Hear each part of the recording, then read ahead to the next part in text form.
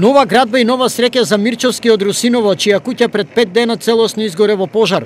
Веќе денес тамошни жители, роднини и пријатели на семејството се здружија и започнаа да градат нова куќа.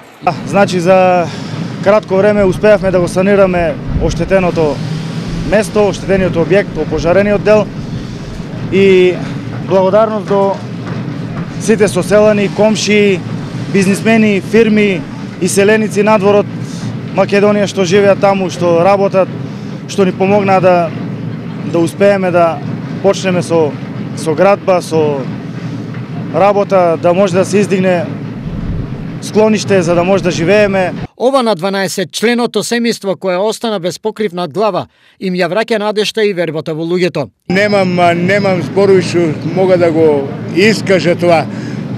Македонскиот народ е доста прочен во целиот свет за хумани акции, за донирање, за све што не може со зборови да се опише. Темелите на новата куќа се поставуваат благодарение на донациите на сите хумани луѓе, како и на помошта од општината. Градоначалникот беше помеѓу првите на терен овде на увид на случајот и ги ангажира сите расположливи ресурси на ниво на општината за во расчистување на теренот.